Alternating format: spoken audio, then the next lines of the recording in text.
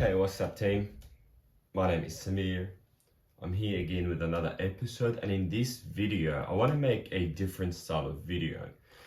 Just because a lot of people have been asking me about my training program, and obviously myself, I have competed in bodybuilding multiple times.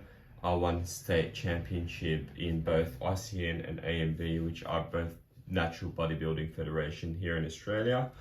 And people ask me now, it's 2023, what supplements should we use, especially that we're starting to go to the gym again. So I made a little list in here, and I'll be taking you through all the supplements that I would recommend anybody to use.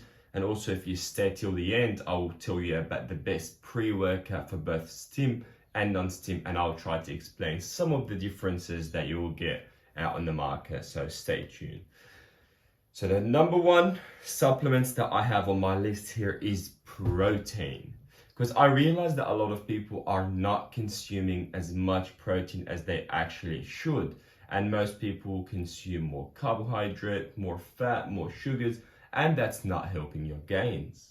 So what you need to do, increase your meat intake or your protein intake. So whether that be actual meat sources or veggie sources like your peas and other vegetable, or you just go with the supplementation, which I personally do, a lot of people do. There's nothing wrong with it. It is not a drug or anything. So it's just an easy way to get your protein in. Usually some people will say 2 grams per pound is a good guideline to go with. I don't have any problem with that. There's more depth into it, but I'm not going into too much detail. So protein, then in protein, you have 2 categories that you need to think of. Whether you want your fast release protein, which is your whey isolate, or if you want your casein, which is a slow release protein. A slow release protein is good for those trying to lose weight and shred some weight, because it will keep you fuller for longer. And obviously, the more protein you have in your system, you are able to repair muscle. So although I'm not trying to necessarily lose weight and I'm personally trying to cut for a competition, I do use casein at night time before I go to bed, because that will keep me full at night time and also will provide me with the protein that I might need while I'm asleep. On the other hand, you have your whey isolate, which is a slow release protein, or it's a fast release protein, which usually you would consume either when you are training, before the session, or after the session. Really, the timing doesn't matter that much. Some people have that anabolic window where they will tell you as soon as you finish your session, you have to hit some protein. Looked at the papers, I've seen a few videos about it as well. Honestly, it doesn't make any difference as long as you have your total protein intake per day is optimal or high. That's it for protein. Now, the second supplement on the market that I think doesn't get enough credit is creatine. Creatine, a lot of people I've saw at the gym, they will think that it will make you stronger. They think that it makes you bigger. It doesn't. The way it works is your system has an energy source, and your energy is the ATP. We've done that in science in school. So the way it works is your body will burn that ATP system inside your cells, and it uses creatine to fuel that system. And every time you burn that ATP, it changes from ATP into ADP, adenosine diphosphate, and it requires a molecule of creatine to change it back into ATP, which is the energy currency. So if you have creatine rapidly available in your system, you are more efficient in regenerating that energy one more time when you need it. And that will help your body to basically train harder, have a shorter rest break, and from there you'll be able to grow bigger and get stronger as a result of that short rest duration and also that accumulation of the volume. So your training will take a big part of that. Creatine on its own, don't think it will change so much for you. If you're a female, creatine might cause some weight retention. So water weight retention, that's one of the side effects that a lot of people that I've worked with did say they had with it. Now the next on my list is what do we have? We have EAA, essential amino acid. So if you ever worked into a supplement shop, most of them will try to sell you into BCAA, branch chain amino acid, something that you don't need because naturally your body produces enough of that if you're eating a healthy diet. If you don't, then you'll be missing the essential amino acid, which are amino acids that your body cannot produce, and you can only get them by supplementation. Usually it's your food diet.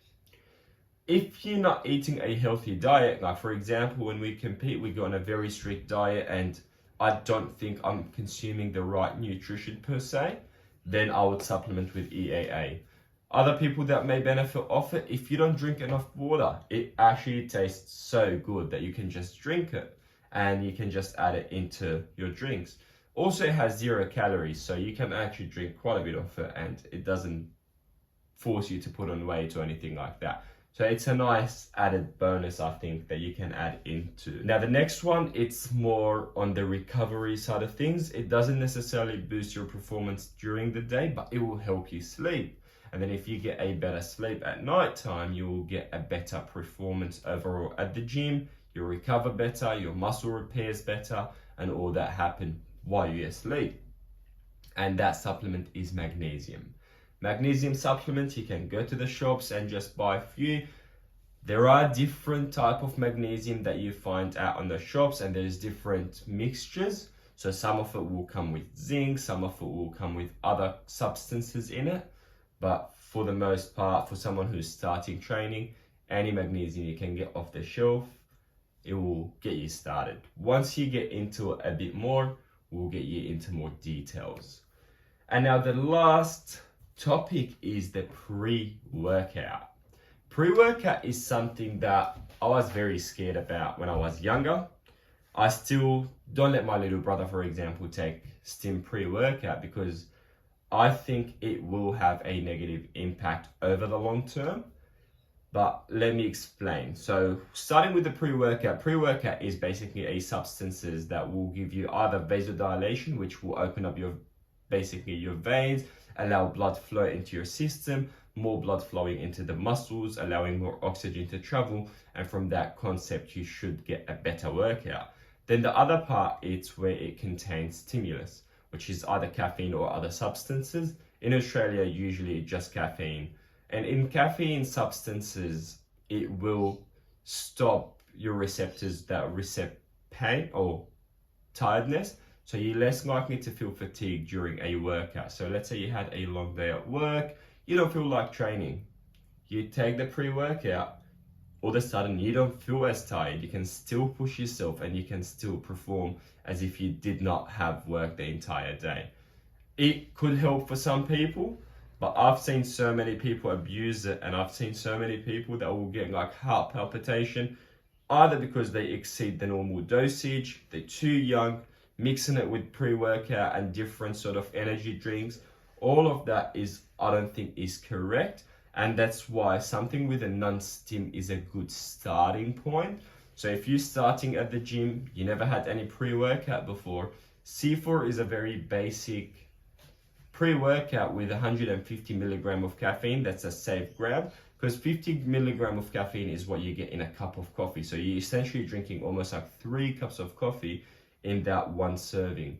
Anything with non-stim, it doesn't have any caffeine. You're not risking that building tolerance effect, because again, if you, let's say you take the 150 milligram to start with, over time you will build tolerance, and then 150 will not do anything to you.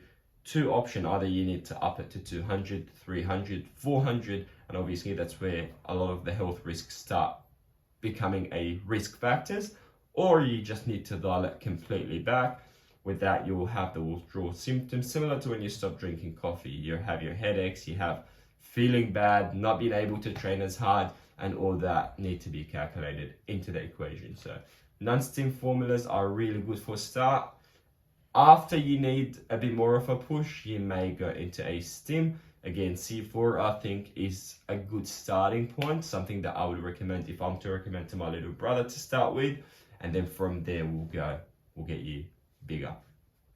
Let me know if that was helpful for you, and let me know what you want to know about more in depth. I'm more than happy to make these videos, and we'll see you in the next episode. Peace.